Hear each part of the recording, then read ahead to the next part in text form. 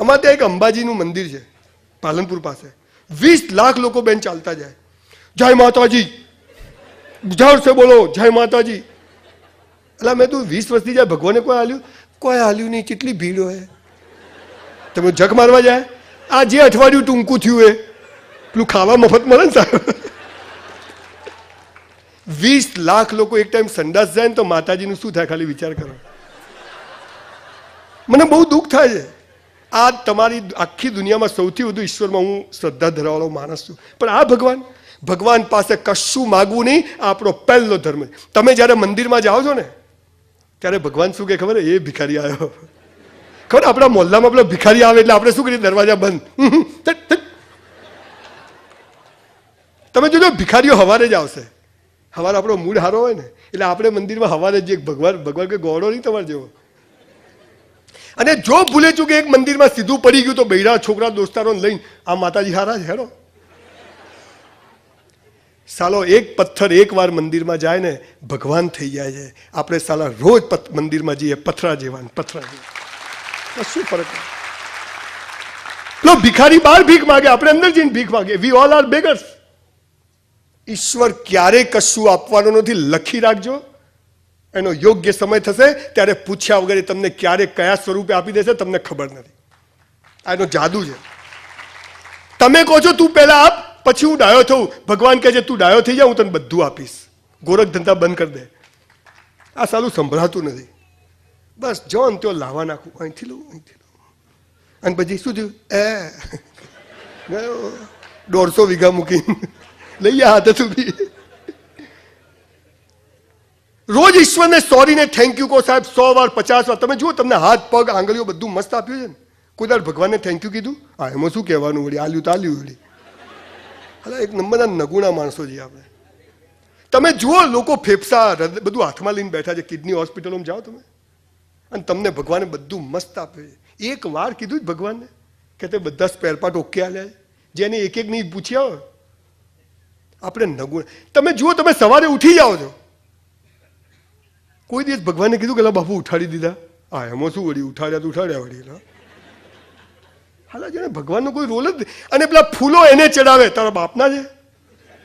એ જ્યાં છે ત્યાં એના જ છે, ત્યાંથી ચડાવીને બીજે ચડાવવા નહીં. આ ઈશ્વર કહે છે, હું નથી કહેતો. આ વેદ પુરાણના શ્લોકોનું દેશી ગુજરાતી ભાષામાં ભાષાંતર બોલી રહ્યો છું. એક શબ્દ મારા બાપાનો નથી. જ્યાં છે ત્યાં ચડેલા જ છે, ત્યાંથી ઉતારીને બીજે ચડાવવા નહીં. તમે સવારે તમે જુઓ, તમે મંદિર અહીંયા પંખો બંધ હોય ને, રૂમમાં પંખો હોય ને તો ગરમી લાગે ખબર છે. પછી પંખો ચાલુ કરો તો હવા આવે ને, તો હવા પંખામાંથી આવે છે. પંખામાં હવા ભરેલી તો હવા ક્યાંથી આવે? ખબર જ નહીં. લોચા વાળો કે છે હવા તો છે જ, પણ પંખાથી આપણને શું થાય છે? ફીલ થાય છે કે દેર ઇઝ એ એર.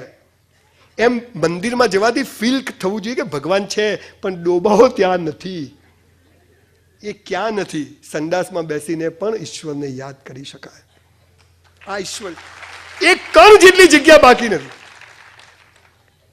તમને ખબર છે બધા દીવો કરો છો ભગવાનને રોજ? કેમ કરો છો? બધા કરે આપણે કરીએ. કોઈ લોજિક જ નહીં. પૂછો ને કે દીવો કેમ કરો? અગરબત્તી મુસ્લિમો પેલા ચર્ચમાં કેન્ડલ કરે, કેમ કરો? ખબર નહીં. મારા બાપા કરતા તો હું કરું. દીવો કરો તમે, બધું નીચે જાય છે. દીવાની જ્યોત ક્યાં જાય છે? અગરબત્તીનો ધુમાડો ક્યાં જાય છે? કેન્ડલની જ્યોત ક્યાં જાય છે? યાદ રાખવાનું છે કે એક દિવસ ઉપર જવાનું છે. આ દીવો કરતી વખતે આ ભાવ પેદા થાય છે, બાપુ આજથી બંધ, આપણે જાવું નહીં ઉપર. સોજિત્રા સાહેબ ખરેખર સ્મશાનો છે ને બજારની વચ્ચો વચ હોવા જોઈએ. ગોમ બહાર ના હોવા જોઈએ, ચોકમાં જ. સાલું ખબર તો પડે કે રોજ લાશો બનતી હોય કે જવાના તો હાલો ભૂલી જાય. આપણે પાછા હોશિયાર છે, સ્મશાનો ગામની બહાર બનાવ્યા. ગામની વચ્ચો વચ બનાવવાના, ચોકમાં જ. કોઈ પૂતળા નહીં મૂકવાના, ત્યાં જ લાશો પાડે એટલે બધા કે દાડા 10 વાર યાદ રહે ને બધા ડાયા થઈ જાય. આપણો પહેલો ધર્મ છે ઈશ્વર પાસે કશું માગવું નહીં, ખાલી સોરી ને થેન્ક યુ કહેવું. બીજો ધર્મ, I lost my brother in car accident. અમે 2 ભાઈ હતા, પણ એક ભાઈ મારો મરી ગયો. હું એ રાતે રડ્યો નથી. અમે 2 ભાઈ બેઠા હતા ને એક ફોન આવ્યો ને ગયો, અને 10 મિનિટમાં ફોન આવ્યો કે ગુજરી ગયો, પણ હું રડ્યો નથી. પણ જ્યારે બીજા ધર્મની વાત કરું ત્યારે ઘણી વાર હું રડી જઉં છું. તમને ખબર છે આપણો બીજો ધર્મ શું છે? રોજ મા બાપને પગે લાગો. તમારામાંથી કેટલા લાગે? Just rays your hand. આટલા લોકો જોડે હું એક મસ્ત ફોટો પડાવવાનો છું. આ સેમિનાર પૂરો થાય તમે સ્ટેજ પર આવજો. અને જે લોકો નથી લાગતા, સાચું બોલ્યા એને 2 હાથથી સલામ કરું. નકર મારા જેવો કે પટેલ કરો ઊંચી, ક્યાં ખબર પડે. પ્લીઝ બો ડાઉન યોર પેરેન્ટ્સ. ભગવાન કદી જમીન પર આવ્યો નથી ને આવવા નથી, એટલે એને મા બાપ બનાયા અને મા બાપ દ્વારા આપણું સર્જન કર્યું. તો આપણો ભગવાન કોણ? મા બાપ. આ દેશની જો પથ્થર ઠોકાઈ હોય, સંસ્કૃતિની પથ્થર ઠોકાઈ હોય, બાળકો કયામાં, કેમ કે એને તમને જોયા જ નથી. તમે તમારા મા બાપને પગે લાગશો ને તો એ તમને લાગશે જ, because you are role model for him or her. એ તમને જોવે છે કે પપ્પા મી નહીં કરતા, આપણે કરવું નહીં. સાહેબ તમને ખબર છે, જે મા બાપને ઝૂકે છે ને, દુનિયામાં કોઈના બાપની તાકાત નથી કે એને ઝુકાઈ શકે. સાહેબ અમારી ચેલેન્જ છે. આ આપણો બીજો ધર્મ કે પ્લીઝ બો ડાઉન યોર પેરેન્ટ્સ. આજે તમે મને 1% બીજો પ્રેમ કરતા નથી ચાહતા હો તો આજે ઘરે જઈને રાત્રે 12 વાગે 1 વાગે બી મા બાપને પગે લાગજો, ફોટાને લાગજો, ફોન કરજો. સાહેબ ઘણા સમાજો પાસેથી ઘણું બધું શીખવાનું છે. ઇસ્લામ મુસ્લિમ સમાજ પાસેથી એક જબરજસ્ત વાત શીખવાની છે. એમનો એક પણ ઘરડા ઘર નથી.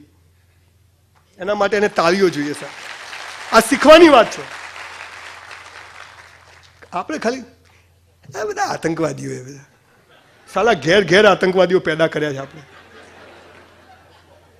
અમારા ડોહો છે ને, આવી તો બોલ્યો સાહેબ, અમારો ડોહો છે ને જે મા બાપને ઝૂકતો નથી ને રોજ ઝૂકે છે. પણ આ તો ઠાકુર તૂટ સકતા હૈ લેકિન ઝૂક નહીં સકતા. અને પાછો બેન ઝૂકે તો કેવી રીતે ઝૂકે ખબર છે?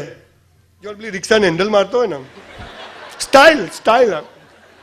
હાય ડેડ, ડેડ જ હોય પેલો બી.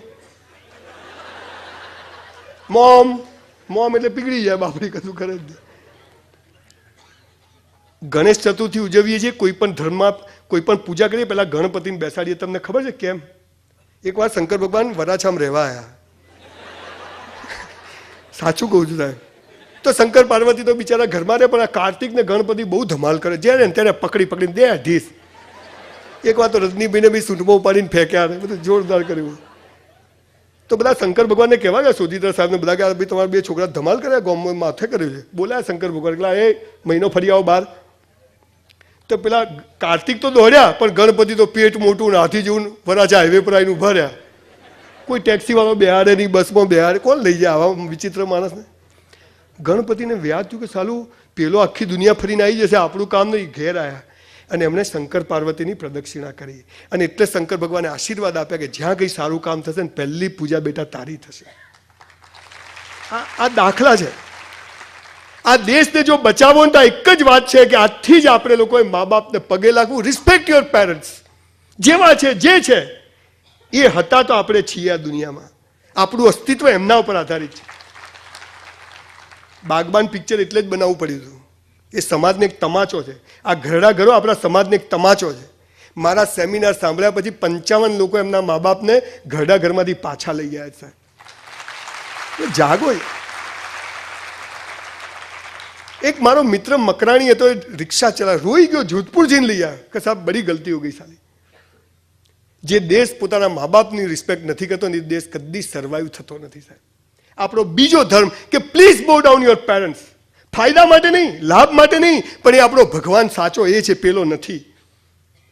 આ આપણો બીજો ધર્મ. ત્રીજો ધર્મ, 12માં ટકા ના આવ્યા, BSc કરવું પડ્યું, 400 રૂપિયામાં હોટલમાં નોકરી કરું, એટલે 400 રૂપિયાની સિગરેટ પીવું. I was chain smoker in my college life.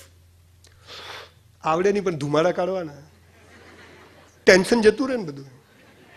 જિંદગીનો અસલી નશો ચડે ને તો ડુપ્લિકેટ નશાની પછી કોઈ જરૂર નથી. સિગરેટ પીતો હતો અને અમારા એક પ્રોફેસર ત્યાંથી નીકળ્યા, એને તો આવીને મને તો કચકચાઈને 1 લાફો ખેંચી દીધો. પાછળ 3-4 છોકરીઓ આવતી હતી, આપણી તો ઇજ્જતની કલાઈ થઈ ગઈ, પથારી ફરી ગઈ સાલી. મેં પેલા સાહેબને પકડીને માર્યો ધક્કો. પેલો સાહેબ બી નીચે જાન. હવે યાર એક તો સાલી જિંદગીથી હેરોન, ટકા આવેલા નહીં, છોકરીઓ જોઈ ગઈ, કેટલું નુકસાન થઈ ગયું સાહેબ. તો પેલો સાહેબ કે સુધર જા. મેં તું જાન યાર. હવે એક તો પણ સાલું હું બી આખો ધ્રુજવા માંડ્યો. સંજય લોચો થઈ ગયો સાલો. સાહેબને ધક્કો માર્યો, કાલે LC પકડાઈ દેશે. ઘરે ગયો, ઘરે ઊંઘ આવે નહીં. સવારે વહેલો હું એક જીમમાં કચરા પોતું કરવા જતો, કેમ કે કસરત કરવી, ફી ભરી શકું નહીં. એટલે જીમમાં જવાને બદલે હું પેલા સાહેબના ઘેર ગયો. દરવાજો ખખડાયો, સાહેબ ઉઠ્યા, ડરી ગયા કે આ સાલો ફેર આવ્યો બબાલ કરવા. આપણી છાપ થોડી ખરાબ, એટલે હાથ પહેલા ચાલે પછી વાત ચાલે, એવું બધું ચાલે. જિંદગીથી તમને ખબર છે, સ્કૂલમાંથી છોકરાઓ છૂટે દફતરથી મારામારી કેમ કરે, ગુસ્સો કયો કાઢે? જે ભગવાને અન્યાય કર્યો, શિક્ષકે કર્યો, કાઢે કયો એટલે ઠોક. આ બીજું કશું છે નહીં, ફ્રસ્ટ્રેશન છે. હું ઘણી વાર અમુક વાતો કહેતા કહેતા ભૂલી જઉં છું, માફ કરજો, કે આ મગજ છે ને કૂતરું ખાઈ ગયું, ક્યાં ક્યાં ચાલે સાલું જુદી જુદી દિશા. મને કે અચ્છા લડકા હે સુધર જા, પણ મેં લાફો ના મારવો જોઈએ ને. સાહેબ સિગરેટ છૂટી ગઈ સાહેબ, બોલો આવા શિક્ષકને પગે લાગવું જોઈએ કે નહીં? શિક્ષકને પગે નહીં લાગવાનું, પણ જેને પગે પડવાનું મન થાય એને શિક્ષક કહેવાય. ગુરુને પગે નહીં લાગવાનું, પણ જે તમારું જીવન બદલી શકે, જેને એમ થાય કે હાલ પગે પડી જવું છે, એને ગુરુ કહેવાય. આવા ગુરુ શોધી કાઢવું એ આપણો ત્રીજો ધર્મ છે.